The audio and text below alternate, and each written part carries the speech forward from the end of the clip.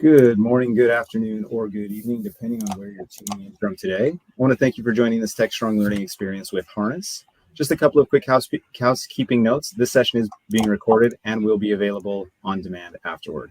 We will send you a link to the recording once we conclude.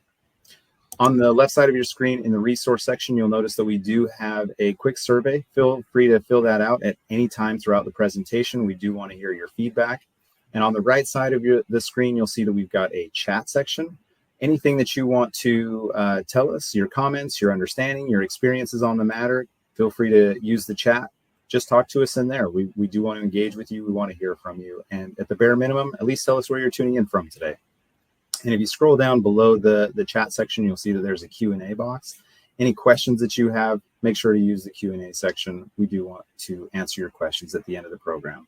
And you don't have to wait until the end of the program to ask your questions. Put them in there anytime you want. Let's go ahead and kick off today's topic. We've got from rollouts to results, unlocking the value of feature management and experimentation. Today, I'm joined with Alex Bock, Feature Management and Experimentation Specialist at Harness, and Iram Khan, Enterprise Solutions Engineer at Harness. Alex, Iram, I want to thank you both for joining me today, and I want to go ahead and turn the time over to you. Thank you. Awesome. Thanks for the invite. All right. So I hope everyone can see the slide. So thank you very much for joining today. So the way today works is it's probably going to be like a 20 to 30 minute talk of me explaining everything from rollouts to results, followed by kind of like a 15-minute demo where Iram actually is going to go into the actual product itself, how it looks like and everything, and followed by a bit of a Q&A. But before we do all of that, let me introduce myself properly. So who am I and why am I talking today, right? So I recently joined Harness as part of the Feature Management and Experimentation team, and specifically as a domain expert, right? I have been in the experimentation and feature management space for the last 10 years. I worked for various different big companies to build large-scale experimentation programs. Before joining Harness, I was the head of experimentation for JPMorgan Chase, specifically for Chase UK and Nutmeg in Chase Germany.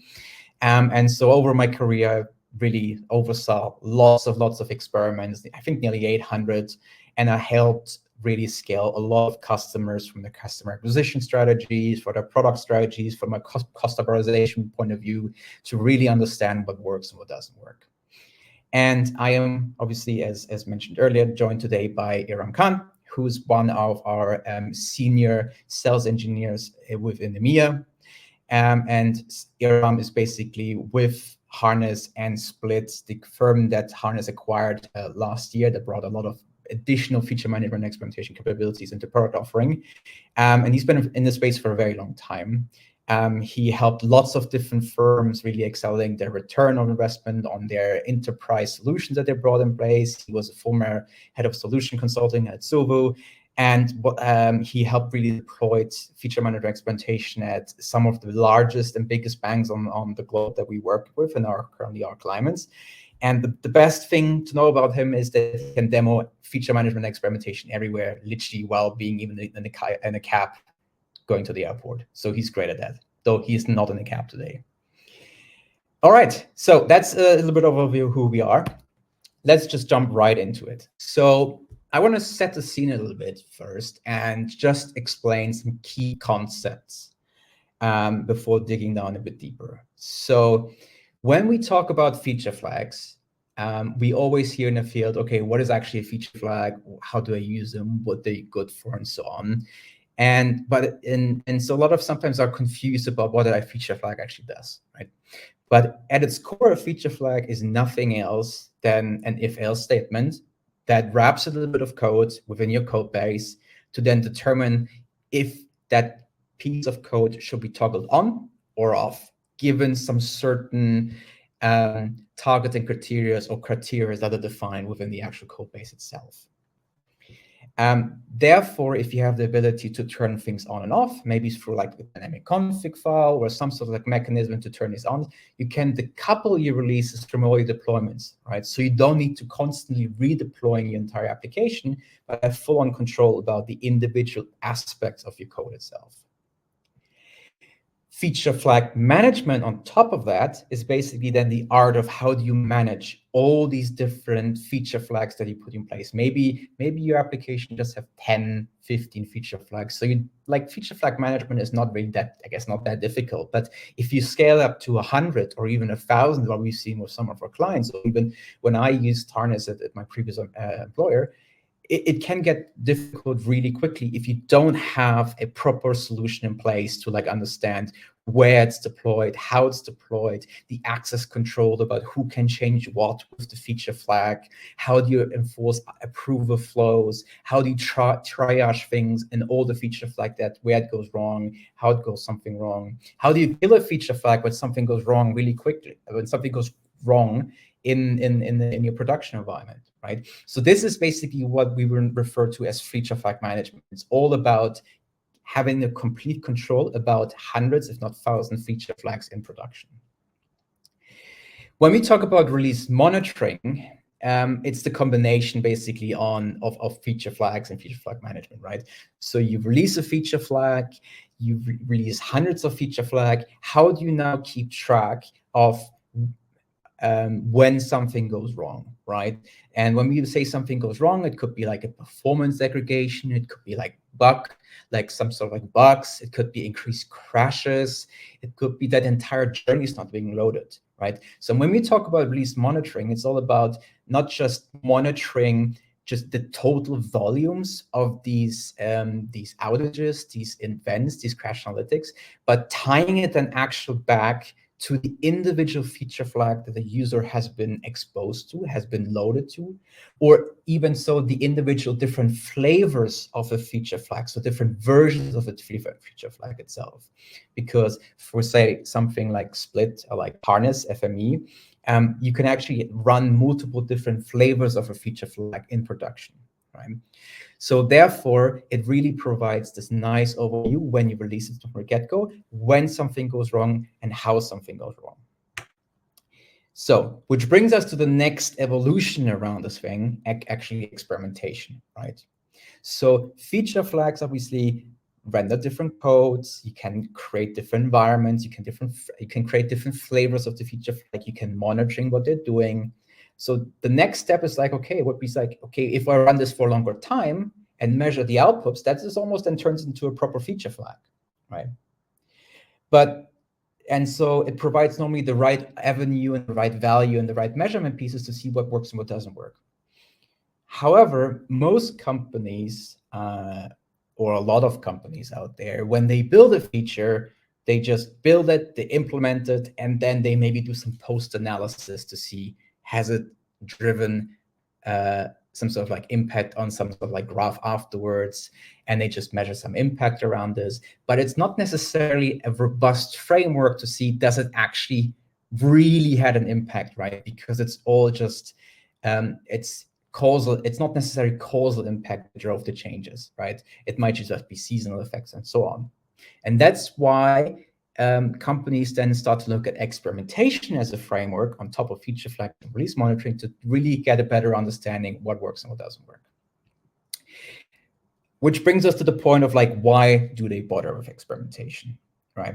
And before I go even further down and then provide you some interesting overview and stats around why companies really go into that thing, I want to set the scene with an example of like why Harness as a company, who are traditionally a CD company, right, and really focusing on a DevOps platform, has acquired Split last year and really doubled down on the feature flagging and experimentation capabilities, right?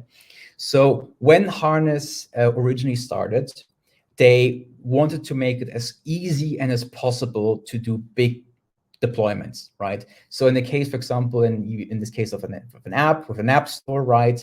Every time you go to the app store and a big application happens and you see this the application changes, those are the big deployments, right? And that's the bread and butter originally from Harness, to really make that cycle as quickly as possible to get as many things deployed.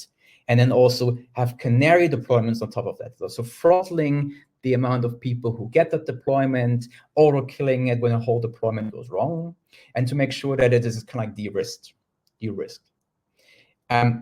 Feature flagging on top of that is now a granular level below deployments, and you have the same concept. You have canary releases, you have canary throttles, and so on. So that's that additional layer of protection that Harness wanted to give to its prospects really and clients to really say, look, you don't have to even to worry about big deployments. It also supports with these smaller feature flags in itself, right? And on these feature flags, you can now run hundreds of different experiments and permutations of the feature flags to then see what works and doesn't work. And therefore, and that's why our product currently is used by like many, many different firms, including some of the biggest banks in the world, like Wells Fargo, Citi, Charles Schwab, and JP Morgan. And it's been and they're quite happy about the resilience and the robustness this platform brings to their product release cycle. So when a company now employs these mechanisms in a really, really good way, and in a reliable and a structured and in an operationalized way, it really benefits everyone within the organization, right? It improves the experience for the customer, right? Because you constantly measure, learn, release, and iterate on your different features that you have. They, in the end, get the best experience.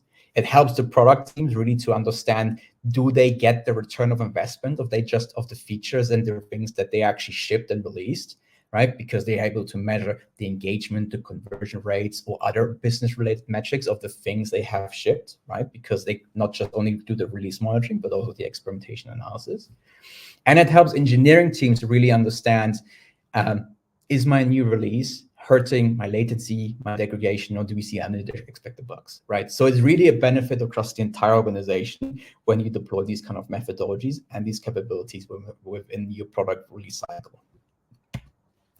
So what is an experiment, right? I always said, like, I threw that word around quite a lot, but it means a lot of things for a lot of different people. When we talk about a proper experiment here at Harness, we always refer it as a proper A/B test, or almost a clinical trial, right? So you have some users, you have a feature flag that deals with the bucketing and maybe it's like a new existing experience, say like your original feature, and then a different flavor of the feature.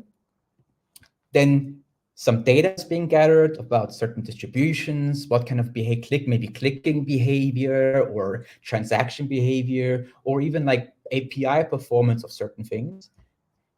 And then you measure the impact of certain things. And that's done for some sort of statistical engine that really then define, can I see a statistical different results between maybe my new experience compared to my old one, to then make a really informed decision whether or not if I should release the new one or keep my existing one.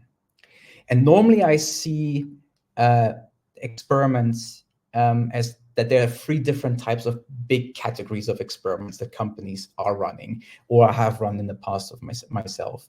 So normally there's like big strategic experiments, so which is all about like trying to explore new ways of generating revenue or improving conversion rates. So basically trying out completely new things that the company has never done before.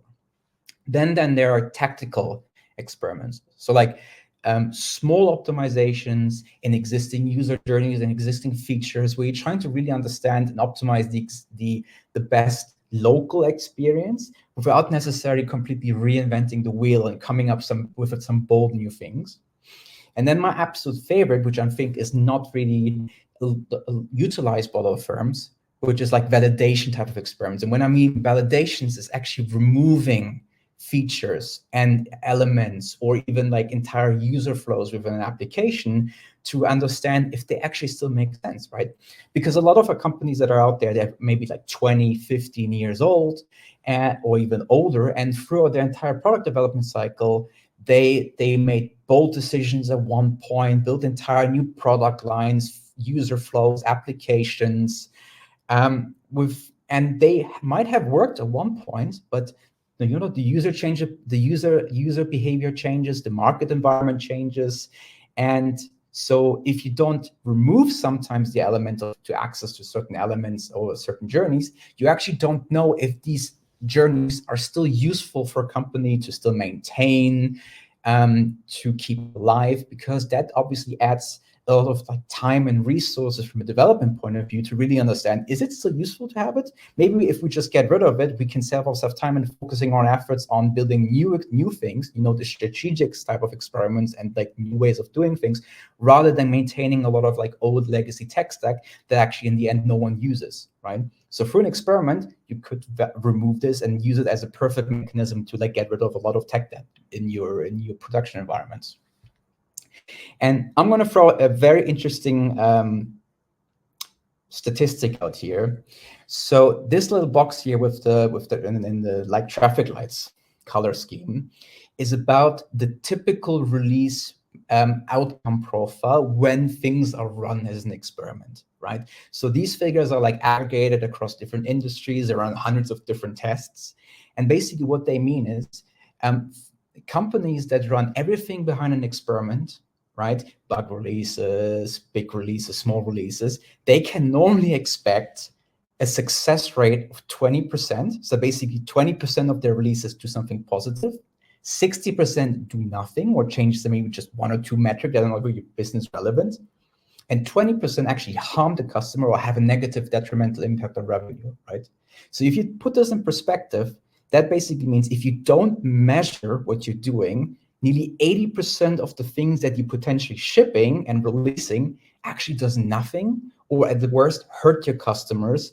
So it's detrimental that you actually start testing and measuring the things that you're doing, because otherwise, in the long run, you're just introducing more and more tech debt that you just have to maintain and keep alive without necessarily building a product that is actually driving the impact or the good experiences for your customers in the long run. And this is actually the main reason why like big companies, big financial organizations, big e-commerce firms all have experimentation practices to really understand what works and what doesn't work, right? So what is normally the normal kind of like adoption of a feature flagging practice, and that ends up in like them running proper experiments, right? So most companies, they start with some simple on-off toggling, it's a bit of a risk mitigation thing. Then there's like, oh, we have on-off toggling. Let's have some functionality where I can do some progressive rollouts, where you can slowly route and gradual rollout from like 0 to hundreds. Then they realize, oh, now how do I manage this really at scale? How do I deploy and manage my feature flags without really hampering my velocity and making sure that people understand where the feature flags live and where they not live? And at one point, like, now we have a good feature flagging system in place. Now let me try to ideate on them and validate them and run all kinds of different experiments on them, like run little MVPs or painted door experiments to really find out, without preloading a lot of development resources, to really figure out what is the minimal viable experiment to validate a little idea and going from there. And then on top of the thing is then having a proper program around proper A/B tests and at scale, where you run maybe hundreds, if not 1,000 experiments really at scale, right? And lots of companies are doing this. This is not necessarily a niche thing. There's a lot of firms who do invest a lot of time to go through this iterative process for product development. So, but what do you actually need to pull this off? All right. So there are some little ingredients like a cook that you need to actually build this program from the get-go, right? And the first thing is cultural, right? You within an organization need a proper strategy and a commitment to iterate. That basically means you should not build a feature for 6, 8, 10 months and then release it and never touch it again. That's the wrong way of approaching it, right? The ideal scenario is you break up a feature, a big initiative like this, have little smaller features, test them, iterate upon them, and then once you're happy, release and test things gradually and iteratively. In order to do that, you need a bucketing mechanism or something that allows you to run multiple different iterations and variation of a feature flag or a feature in parallel, right? And our product can do that. Then you need a tool to actually quickly iterate and release and actually deliver on these things, right? Because if your delivery and deployment pipeline takes a lot of time to actually build in the first place, then you already hampered in the way and how quickly you can iterate on certain things, right? And that's why together CD and FME together can help like our customers really, really quickly to get things deployed really quickly and then release quickly, and then iterate it on top of that really quickly. Then we have a statistical engine for analysis, right? We obviously need for the statistical engine to run, you need data, sorry. So the platform needs to gather data, need to make sure that we can actually gather the necessary data of like who did what, who clicked what, who did what certain actions. So the statistical engine actually is powered and does the analysis in a reliable manner. Then you need some sort of way to really process up, to operationalize this process to make it run at scale. Like think feature management here, no? How do you manage the access? How do you manage the cleanup? How do you throttle things? How do you see where things and how things are deployed and how things are released? Then obviously once the experiment has concluded or the feature has concluded, some sort of way of like storing the information in sort of like future results in like a results library. And most companies normally do that in like a Confluence page so that you build up an institutional memory over time of what has worked and what hasn't worked.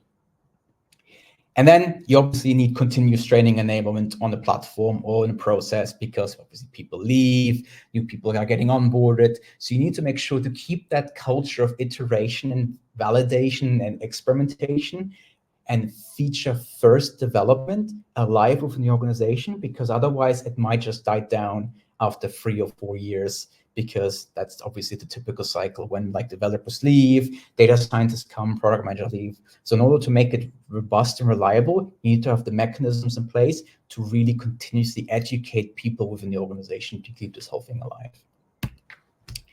Cool. So where do firms normally deploy feature management and experimentation? And the short answer is pretty much everywhere. So in my career, I've used this obviously across different phases, different areas. I used it to like boost customer acquisition strategies, running different experiments and feature flags on like digital marketing elements or landing pages to really help acquire new customers from like different branding strategies, content strategies, different user journeys to make it really easy to like make people sign up to different things, or providing different landing pages that came from like the different digital media marketing channels. Then obviously the classical product experiments within an application or web, UX journeys, product journeys, all kinds of journeys to really optimize the best user experience, or even trying out different new product offerings. Offering testing, which is all about obviously like pricing strategies, bundling strategies, discoverability of like products within the e-commerce website. There's all kinds of different things you can use on customer retention, optimizing customer operations, integrating with the CRM to make bespoke and personalized like experience within the application and test upon them and validate them to see what works and what doesn't work. And then this massive bucket here, which we all bucketed under operations, is about how do you run experiment and validate your fraud and your KYC channels and your journeys?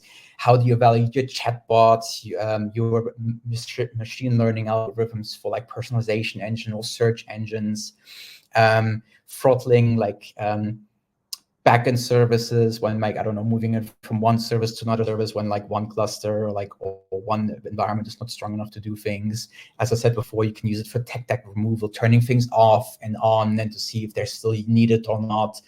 Lots of our company customers are using it even for cloud migration, moving it from one endpoint to another endpoint, from an on-prem solution to a cloud migration, a cloud solution. And then obviously, you can also be integrated with the customer, the content management system, to drive different content strategies, content placement within the application, or even localization strategies to see what works and what language works and what imagery works within the application to drive the desired customer and business outcome, right? So that's basically in a nutshell of like what a harness is and what experimentation and release monitoring and feature management is. And this is a quick overview of actually how the platform looks from us, right? So obviously we have our feature flags. As I said before, normally to run an experimentation program or release monitoring program, you need some sort of behavioral data. And so our platform basically deals with the feature flagging and the bucketing, keeps track of all the behavioral data, stitches them together in the attribution engine, our statistical engine, and then surfaces all this this data and what worked and what doesn't work, and providing the management around this within the actual application itself for the experimentation, release monitoring, and feature flagging bit. And I'm going to stop here and now hand over to Iram, who's going to give you a little bit of a demo of how it actually works in reality on the platform itself. So yeah, Iram, over to you. Thank you. Thanks, Alex. That was a great overview. I'm gonna take over from here and just highlight all of those pieces that Alex talked about. Whether you're starting from an individual rollout perspective and then going all the way through, running your A/B test. So let me know when you can see my screen, and then I can start from that point onwards. Yeah, perfect. Just making sure done that. There you go. Yeah, we can see your screen now. Perfect. Thank you. So typically, Harness allows customers to make sure that their deployments are as fast as possible using what we call as continuous delivery. As a part of that continuous delivery pipeline, you can also see that there is that element of feature experimentation or feature management and experimentation, whereby you can actually deploy your feature flags in your code, on that build step, for example, and then really roll out the feature, starting from your existing Jira tickets, whether it is to do with really serving those treatments or those feature variants, whether it's your on-off flags or your red, blue, green flags or your new offers that you want to roll out. And then, start with that canary deployment or canary release to say, well, I'm going to release this feature to only 10% of my users, really test if this is all going okay from a guardrail perspective. If this looks okay from that data perspective, at every point, we are making sure for you that your feature or that new feature that you have developed is passing through all of those guardrail metrics. And then roll it out to 50%. Finally, after going through all of that, if everything looks good based on those guardrails, go through a full GA rollout. Now, each one of those flags can have some permissioning, some policies that you can apply, whether it is to do with the fact that, hey, I want to make sure that my flag has been globally serving the same value for 30 days, right? Or there's been no recent changes in the last 60 days and I've been serving for the same value for 30 days. So any of those rules from a stale flag perspective can also be set in the platform. But going back to the point about, well, the journey starts within your Jira ticket, right? If I were to go back to my Jira ticket, you can see that we've got that bi-directional integration with Jira, whereby you can actually see which flags are actually linked to it, right? In this case, there are these two flags that are linked to my code base and the Jira ticket. I can actually create or connect an existing flag directly from here. Now, the real idea is that once you do want to go ahead and say, well, actually, this is the flag that's actually linked to it, I'm going to jump into that particular flag and really show you the view that customers actually get into to say, well, this flag actually can start their journey from a dev instance where a developer obviously goes and tests the actual feature flag on their machine. They're going to say, well, I'm going to do a test run. I'm going to test it on this particular segment or a group of alpha users just to see if everything is working. Once they're happy with that, they can go ahead and say, well, let's go to my staging environment. Let's test this even a step further. Then go to their different QA environments and say, well, okay, that looks fine. I'm going to test it with some sample beta customers based on this support group, based on these devices, and based on these locations. So when we talk about targeting, you can actually target very granularly within the platform from a feature perspective, and then say, well, actually, I'm ready to roll it out to the rest of the GA rollout as we talked about earlier. Now, in order to demonstrate this, I'm going to jump into my prod default environment and actually start deploying this feature or rolling this feature out. Now, in order to demonstrate that, on the right side, I've got this set of boxes, which basically highlight or specify that these are your user IDs or keys that actually see this feature flag. Right now, all of them are actually seeing the off treatment or off version of the feature. Now, you can have more than on and off. You can have multiple treatments. And this also constitutes as our A/B test as well. So you can talk about A, B, C, D, N test that you can run from here. For now, we're going to stick with the A/B variant of this particular flag and start rolling this feature out. Now, in order to do that, I'm going to just target those users individually. I'm going to say a couple of those users, let's target A0 and J9. I'm going to start typing those users here. So that's A0 and J9. They are the ones that are going to see this particular feature. So I'm going to review that change and really see, add a quick diff of what has changed from that original definition perspective. Add some title, some comments. We also have a way of adding approvers to this particular change summary or change request that is going for the feature flag, whether it's based on your viewers, editors, a group of approvers. You can then say, well, I'm actually only testing this as an internal test. You can also schedule the change to go live at a later date and time. So if this needs to go live on a Sunday morning at a particular time, let's say 2 a.m. particular time zone as well, you can set it up like that. For now, I'm just going to push this immediately to help you understand how this feature rollout is going to go ahead and roll this feature out. So on the right side, you can see that A0 and J9 are the ones that actually see this particular feature right now. Okay. Once you have rolled it out, typically the way we notice our customers use the platform, or at least they want to roll it out further, is now test it internally with their internal QA team. So you can actually start off from a internal QA team using a segment.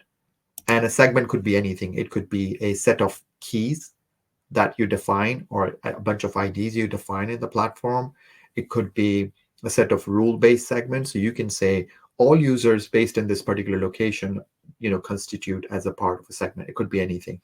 In my particular use case, this is a set of keys that I've defined for my QA team because these are internal users. So I'm going to go ahead and review that change. I'm going to leave it as internal testing, and I'm going to go ahead and click on save. When I roll that feature out, you will see that only those people in that internal QA team group are the ones that actually see this feature. And these are the keys that I've actually highlighted in this particular use case. Once they're happy with their QA teams, and if they've seen that the results are as they're expecting it to be, they're happy to then roll it out further to customers. In this case, there could be beta customers or beta users. And in this case, for me, I also have that defined in the platform. Again, it's based on a group of IDs that are based in a particular location. So I'm going to go ahead and review that change. I'm going to say this is an external beta that I'm going to roll it out to, and I'm going to go ahead and save that change. And what you see very quickly is there are a different set of IDs that actually see this feature right now, and these are all a part of their beta group. Now, what our customers don't really want, or what users don't really want, is to go and manage these user IDs constantly, whether it's on the UI here, or whether you're using the API, or even in code. You want to randomly or manage this outside of the platform as well. So for that, you can actually use our API to automate this. An example of that is here using the sign-up form to our beta experience today. What customers can do is they can go onto their website and say, well, actually, I like this new feature. I want to sign up to the beta program. Let's say I'm one of these users. I'm I7, and I'm going to just type my ID in, and I'm going to say, I want to opt into this beta program. And what happens in the background is it calls the API, and it adds that user to that particular segment. As you can see, I did not update anything on the UI or on the platform, did not update anything on the segment or update anything in code. It all happened in the background automatically. Okay. As we continue rolling the feature out, now when they're happy with these changes, customers say, well, actually, this is good. I'm going to now start gradually rolling out the feature based on specific attributes that are available only in code. A big thing about our platform is that all of that data stays local because the SDK acts as a decisioning engine. So all the evaluation happens locally without sending us any information. So as an example, in this case, you can see there are multiple attributes that are available here. Things like browsers, devices, list of countries, version, treatment, although there is nothing called as location. Okay. What I'm going to do is I'm just going to type that as a variable, and I'm going to click new attribute.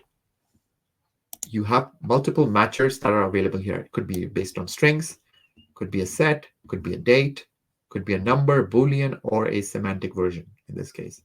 I'm going to go ahead with the string matcher, and you can see that we don't really get any options back from the actual app itself. This is obviously protecting your PII data and making sure it only stays within the app.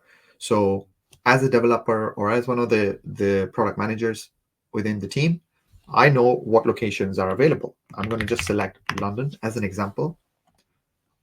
You can add more locations as well. But for now, I'm just going to select that. And I'm going to say only people based in that location, London, will see the on treatment. You can obviously also distribute it or roll it out to 50-50 if you want to, and make sure that half of them see the on, half of them see the off.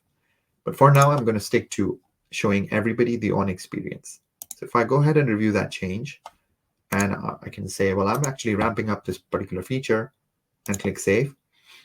What you're going to see very quickly is all the users on the left side of the screen are actually based in London, and they are the ones that actually see this feature.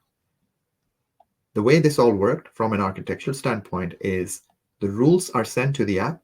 The app does all of the evaluation locally itself without having to send us any data back. This is a key piece from an architectural standpoint, and one of the reasons why the big enterprise organizations go ahead and work with a solution like Harness. Moving further, once they're happy with these changes, and the way we actually recommend our customers use the platform is to go ahead and do a canary release or a gradual rollout, as we call it. In order to do that, I'm going to close this option, and I'm going to say everybody does not see the off. I can start with a smaller percentage of users to see the on versus the off. So I'm going to say 30% of users will see the on experience, remaining 70 see the off. You can start very small as well, like at 1%, for example. In order to do that, I'm going to go ahead and review that change. In this case, I'm going to change this status to experimenting. And again, I'm going to push this immediately. As soon as I save that change, you can see that 30% of users in this case are actually seeing this new experience. Remaining 70 still see the old. The unique thing about the architecture and the attribution engine is that bucketing stays consistent. So if you have customers, let's say A0 and A1 in this case, they start from a mobile app, they see this particular experience as on in this case. As long as the same key is being used, which in this case is A0 or A1, across different applications or devices, they will constantly see the same experience based on that key. So if they were to log into their web app, they're going to see that same experience as well. Now, as soon as we enable percentage rollout, the platform can then start measuring the impact of the features.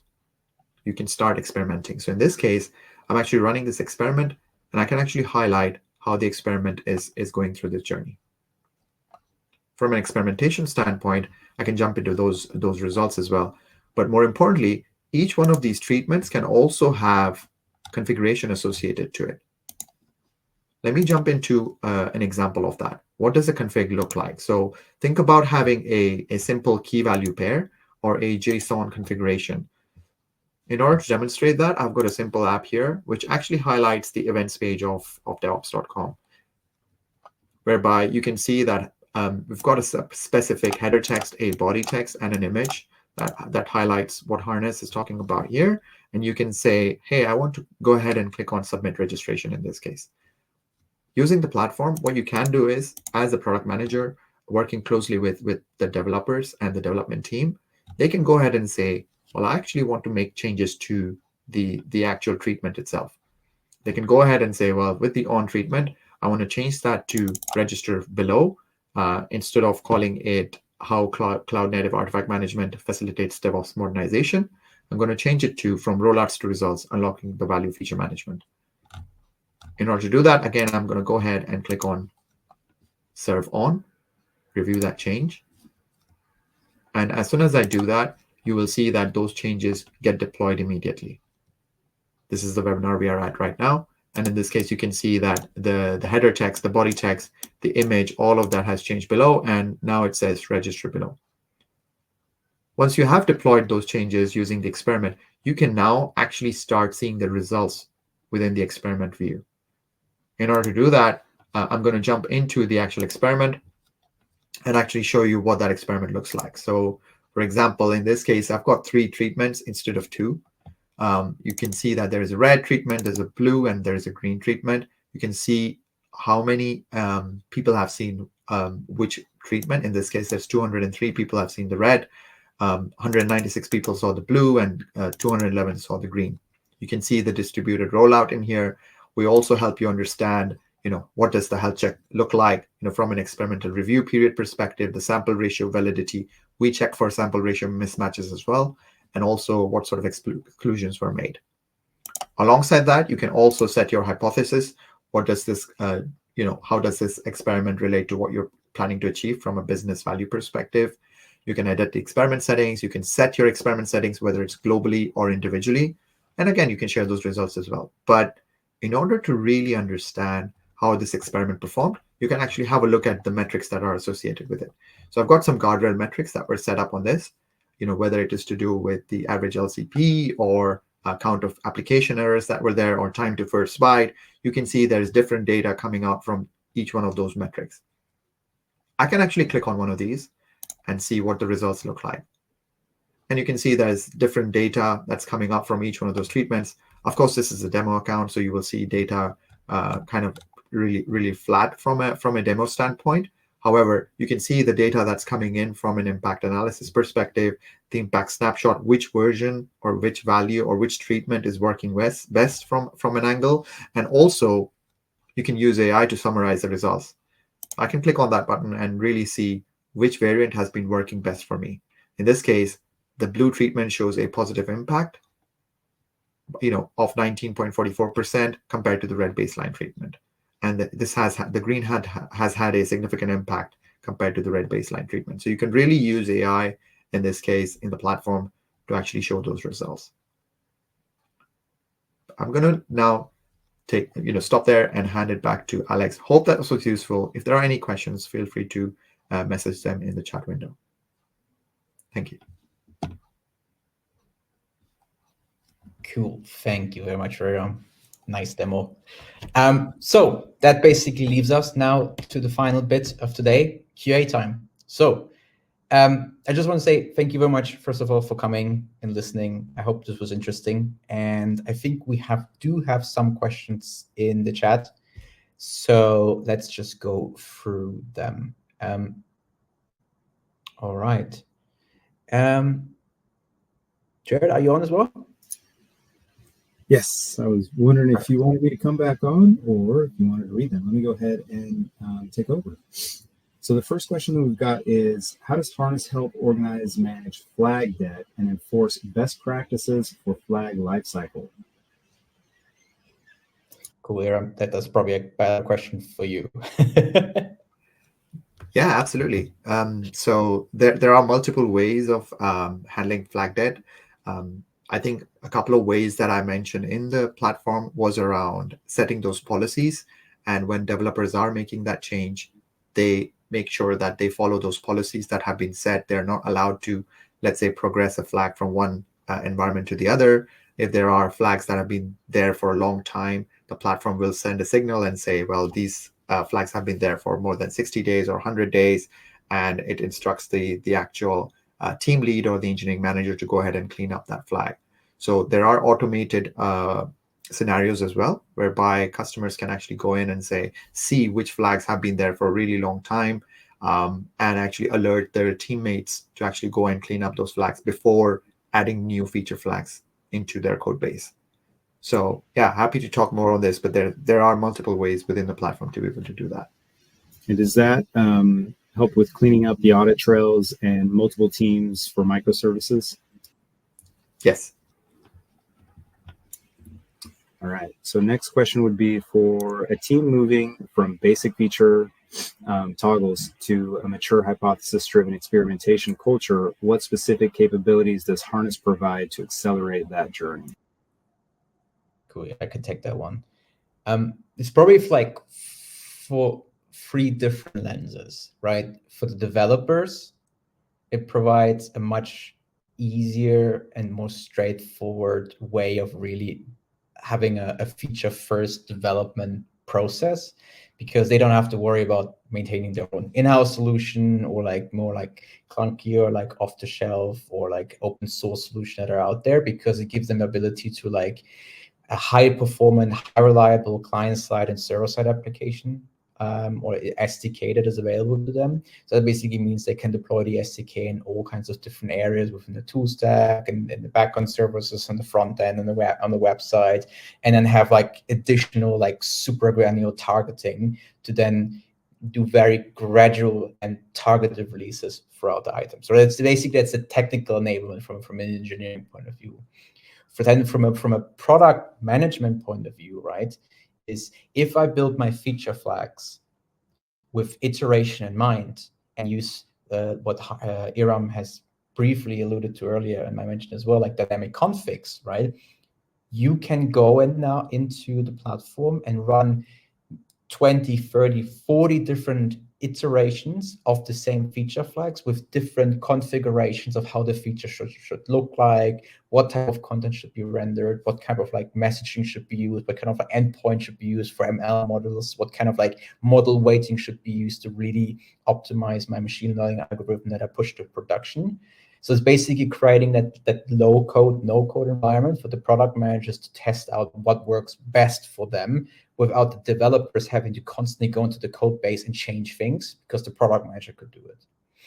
And then the last bit is, I guess, again, for the product managers and kind of like the analysis or the analyst who then normally had to go back to the warehouse and do the analysis themselves, they can use Harness's off-the-shelf statistical engine and data gathering to do the analysis within the product. So they know that what they see from a measurement point of view is actually what is happening.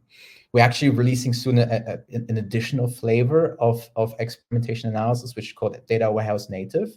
That basically is like the statistical engine can actually be then deployed in the customer-specific warehouse.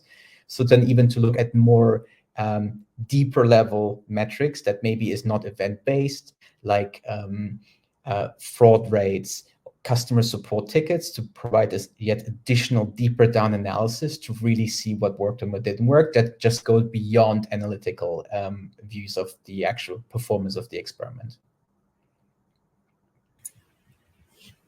Excellent. And the last question that I've got before we wrap up, and if anyone has any final questions, go ahead and put them in right now while we've got time. But the last question is, beyond basic A/B testing analytics, what is Harness's strategy for deep full stack observability?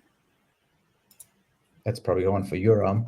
Yes, yeah, absolutely. So there is, first of all, Harness allows you to run full stack experimentation. So it's not just about running experiments or A/B test on the front end. You can run them on the back end as well, and you can serve the same experience across the board. Now, typically, what our customers generally do is that they send what we call as an impression data to their existing observability tools. Think about Datadog or New Relic or AppDynamics, for example, just to get all of that picture in one place. Because the interesting thing that Harness FME provides from an observability standpoint is who saw which feature at what point in time. What feature was changed at that point in time in order to understand what broke, right? So if there was an effect on one of your performance metrics, we can actually tell you, oh, this was a feature flag that was toggled at this point in time because of this developer, again, highlighting it back all the way to the audit trails. And then customers then take the decision to say, well, should we roll this feature back because it's causing an impact on this particular use case or on this particular app or the experience. So those things are pretty common from an observability standpoint, whether it's to do with your performance metrics, your business metrics, engineering metrics, or in general, like product metrics as well. So all of that can be leveraged using the platform as of today. All right. Well, Iram, Alex, unless you guys have any final comments, now is the time to say it. I would like to thank you both for joining us today. Thank you much for the invite. It was great speaking today. All right. Let's go ahead. All right. And to everyone else who has stuck around through the entirety of our program, I want to thank you again for being here and joining our TechStrong Learning program. And just a reminder, on the left side of your screen, you do have the resource section where you can fill out the survey. Let us know how we did. It's 4 quick, easy questions. We've also added a few helpful links for you if you want to sign up for a demo or for a quick free plan with Harness based on today's program. And this program was recorded It will be available to you shortly after we conclude with the link for you to rewatch it. And once again, thank you for joining this Tech Strong Learning program, and have a great day. We'll see you on the next one.